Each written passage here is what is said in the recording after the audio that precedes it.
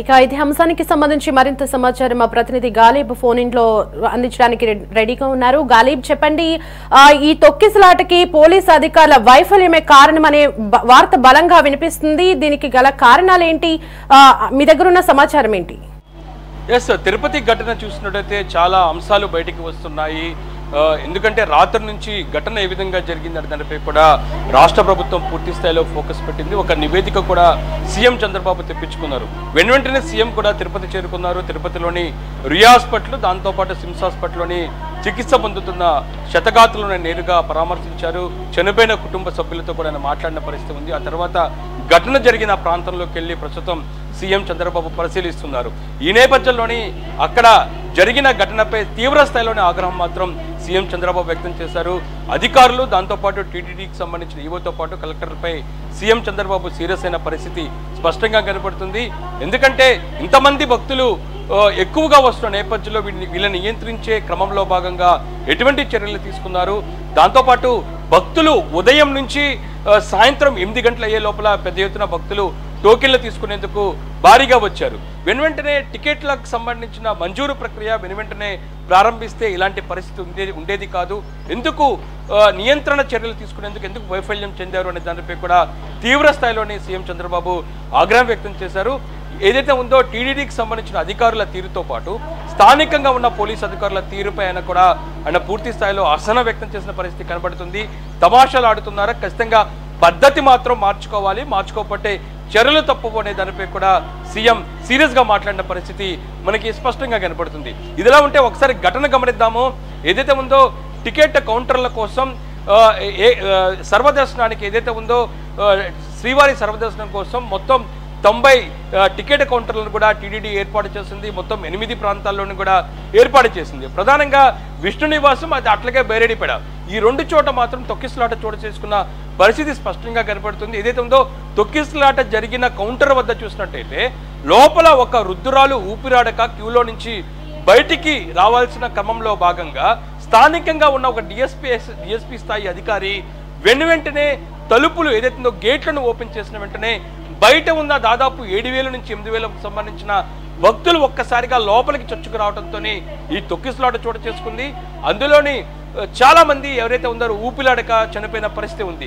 ఇది ప్రధానంగా రాష్ట్ర ప్రభుత్వానికి వచ్చిన నివేదిక. ఏదైతే ఉందో ఒక వృద్ధురాలి కోసం బయటికి తీసుకొచ్చిన వెంటనే గేట్లు ఓపెన్ చేసిన వెంటనే మిగతా వారు 5గురు మాత్రం చనిపోయిన పరిస్థితి కనబట్టి ఓవరాల్గా అధికారుల నిర్లక్ష్యంగా వివరించడం, దాంతోపాటు ఇంత పెద్దంలోని ఏదైతే ఉందో అధిక సంఖ్యలోని భక్తులు కౌంటర్ల వద్దకు వచ్చిన వెంటనే వాళ్ళని నియంత్రించే క్రమంలో భాగంగా తీసుకునే చర్యలు అక్కడ స్థానికంగా ఉన్న అధికారులు తీసుకోలేకపోవడంతోనే ఈ ఘటన చోటు చేసుకున్నట్టుగా ప్రధానంగా రాష్ట్ర ప్రభుత్వానికి ఒక నివేదిక అందింది. ఈ నివేదిక ఆధారంగా ముఖ్యమంత్రి చంద్రబాబు నాయుడు ఈరోజు తిరుపతిలో పర్యటిస్తున్నారు. ఘటనా స్థలాన్ని పరిశీలిస్తున్నారు. ఘటన ఎక్కడ జరిగింది, ఏ ప్రాంతంలో జరిగింది, ఏ సమయంలో జరిగింది, నియంత్రణగా చేపట్టే చర్యలు ఏ విధంగా తీసుకున్నారు దానిపై కూడా పూర్తి స్థాయిలో అధికారులను ప్రస్తుతం చంద్రబాబు నాయుడు నిలదీస్తున్న పరిస్థితి స్పష్టంగా కనబడుతుంది. ఇంకా దాంతోపాటు ఇంత పెద్ద మొత్తంలో ఘటన జరుగుతున్న నేపథ్యంలోనే ఇంత సమూహికంగా భక్తులు ప్రజలు ఒకే ప్రదేశానికి వస్తున్న నేపథ్యంలోని ఖచ్చితంగా అంబులెన్స్లు ఏర్పాటు చేయాలి. ఏదైనా జరగరాని ఘటనలు జరిగే టైంలోని అత్యవసర కోసం ఖచ్చితంగా అంబులెన్స్లను ఉపయోగించాల్సిన అవసరం ఉంటుంది. అయితే టీటీడీ ప్రతి ఏడాది ఇలాంటి సర్వదర్శనానికి కోసం టికెట్లను మంజూరు చేస్తూనే ఉంది. ప్రతి ఏడాది ఇలాంటివి జరుగుతూనే ఉన్న పరిస్థితుల నేపథ్యంలో ఖచ్చితంగా గత అనుభవాలని దృష్టిలో పెట్టుకొని అధికార యంత్రాంగం పూర్తి స్థాయి భద్రతా చర్యలు, దాంతోపాటు అధిక సంఖ్యలో భక్తులు వస్తే మాత్రం నియంత్రణ చేసే చర్యలు, దాంతోపాటు ఖచ్చితంగా ఈ అంబులెన్స్లు కూడా సిద్ధం చేయాల్సిన అవసరం ఉంటుంది. అయితే నిన్న రాత్రి ఘటన జరిగిన సమయంలోని అంబులెన్స్లు అందుబాటులో ఉన్నా సరే అందుకు సంబంధించిన డ్రైవర్లు అక్కడ లేకపోవడంతో దాదాపు శతగాత్రులను ఆసుపత్రులకు తరలించడానికి దాదాపు అరగంట సమయం పట్టింది. ఈ నేపథ్యంలోనే ఈ 6గురు ప్రాణాలు కోల్పోయినట్లుగా స్పష్టంగా మనకి ప్రాథమిక విచారణలో ప్రభుత్వానికి తేలిన పరిస్థితి కనబడుతుంది. చనిపోయిన వారు ఎక్కువ మంది ఊపిరాడకి చనిపోయారు. అంటే ఒకే ప్రాంతానికి సంబంధించి, అంటే లోపల చిన్నగా ఒక క్యూ లైన్లో ఉంది, ఆ క్యూ లైన్లోకి బయట ఉన్న 6,000 మంది సమూహం ఒక్కసారిగా లోపలికి వస్తున్న నేపథ్యంలోనే అందరూ ఉక్కిరి బిక్కిరాగా ఊపిరాడక తొక్కిసలాటలోని చాలా మంది ప్రాణాలు కోల్పోయిన పరిస్థితి కనబడుతుంది. ఈ నేపథ్యంలో పూర్తిగా అధికారుల వైఫల్యం, దాంతోపాటు టీడీడీ సిబ్బంది తీసుకుంటున్న చర్యలు పూర్తిగా వైఫల్యం చెందడంతోనే ఈ పరిస్థితి నెలకొంది అనే దానిపై కూడా ముఖ్యమంత్రి చంద్రబాబు నాయుడు ఒక నిర్ణయానికి వచ్చారు. అందులో భాగంగానే ప్రస్తుతం తిరుపతిలోనే పర్యటిస్తున్న సీఎం చంద్రబాబు నాయుడు పూర్తి స్థాయిలో అధికారుల వైఫల్యంపై నిలదీశారు. ఇంకా దాంతోపాటు హాస్పిటల్కి వెళ్ళడం జరిగింది. రియా హాస్పిటల్తో పాటు మరో పక్క సిమ్స్ హాస్పిటల్లో కూడా ఆయన చికిత్స అందుతున్న క్షతగాత్రులను పరిశీలిస్తున్నారు. వాళ్ళ నుంచి కూడా ముఖ్యమంత్రి కొంత సమాచారాన్ని సేకరించడం జరిగింది. అప్పుడు ఏం జరిగింది, ఏ ప్రాంతంలో వాళ్ళు అక్కడికి వెళ్ళారు, అక్కడ ఏ విధంగా తొక్కిసలాట జరిగింది దానిపై కూడా పూర్తి సమాచారాన్ని భక్తులను అడిగి చంద్రబాబు తీసుకున్నారు. ఆ తర్వాత అధికారులను కూడా అదే ప్రదేశానికి తీసుకెళ్లి ఘటనా స్థలికి సంబంధించి పూర్తి వివరాలు తెలుసుకుంది. అంటే ఓవరాల్ చూసినట్టయితే అధికార యంత్రాంగం పూర్తిగా వైఫల్యం చెందడం. ఎందుకంటే టీడీడీ ఆధ్వర్యంలోని మొత్తం 90 కౌంటర్లను ఏర్పాటు చేశారు. మొత్తం 8 ప్రాంతాల్లో ఇందుకు సంబంధించిన కౌంటర్లను ఏర్పాటు చేసిన పరిస్థితుల నేపథ్యంలోని మిగతా ప్రాంతాల్లో కూడా ఇలాంటి పరిస్థితి నెలకొల్సిన అవసరం ఉంది. అయితే ఈ 2 ప్రాంతాల్లోని తీసుకున్న చర్యల్లో పూర్తిగా వైఫల్యం చెందడం, అధిక సంఖ్యలో భక్తులు వస్తున్న నేపథ్యంలోని వాళ్ళని నియంత్రణ చేసేందుకు చర్యలు కూడా ఏమీ తీసుకోకపోవడంతో ఈ ఘటన చోటు చేసుకున్నట్లుగా ప్రభుత్వం ఒక నిర్ణయానికి వచ్చింది. అందులో భాగంగానే CM Chandrababu TTD EO, SP, దాంతోపాటు పోలీసు అధికారులపై తీవ్రస్థాయిలో ఆగ్రహం వ్యక్తం చేస్తారు. ఖచ్చితంగా ఇలాంటి చర్యలు ఉంటే మాత్రం ఖచ్చితంగా సీరియస్ యాక్షన్ ఉంటుంది. ఈ ఘటనలు మరోసారి పునరావృతం కాకుండా చర్యలు తీసుకోవాలి. టీటీడీ అనేది తిరుమల తిరుపతి దేవస్థానానికి ఎప్పుడు ఏదో ఒక రూపంలోనే ఏదో ఒక పండగ రూపంలోనో వేరే కార్యక్రమాల్లో కూడా భక్తుల తాకిడి చాలా ఎక్కువగా ఉంటుంది. అలాంటి సమయంలో తీసుకుంటున్న చర్యల్లో వైఫల్యం చెందితే ఖచ్చితంగా భక్తులకు ఇబ్బంది వస్తుంది. ఖచ్చితంగా భక్తుల మనోభావాలు దెబ్బతింటే అనే కోణంలో కూడా ముఖ్యమంత్రి సీరియస్ గానే అధికారులకు వార్నింగ్ ఇచ్చిన పరిస్థితి మనకి స్పష్టంగా కనబడుతుంది. అయితే ఈ తొక్కిసలాట ఘటనలో కుట్ర కోణం దాగి ఉందనే ఆరోపణలు తెర మీద బలంగా వినిపిస్తున్నాయి. ఇందులో నిజాలేంటి?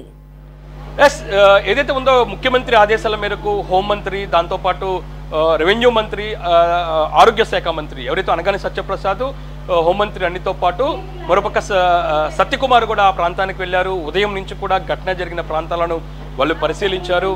ప్రత్యక్ష సాక్షులను అడిగి కూడా కొంత సమాచారం తీసుకున్నారు. రియా హాస్పిటల్లోని చికిత్స పొందుతున్న క్షతగాత్రులను కూడా వాళ్ళు పరామర్శించిన పరిస్థితి ఉంది. ఆ తర్వాత కొన్ని కీలకమైన వ్యాఖ్యలు హోంమంత్రి అనిత చేయడం జరిగింది. ఇందులో కుట్ర దాగి ఉందా లేకపోతే తొక్కిసలాట్ల కారణంగా చనిపోయారా దానిపై కూడా పూర్తి స్థాయిలో ఫోకస్ పెట్టాము. ఇందుకు సంబంధించిన విచారణ కూడా కొనసాగుతుంది అనే కీలక వ్యాఖ్యలు హోంమంత్రి చేశారు. అయితే తొక్కిసలాట జరిగిన ప్రాంతంలో ఉన్న సీసీ ఫుటేజ్ను కూడా ప్రస్తుతం పోలీసులు పరిశీలిస్తున్నారు.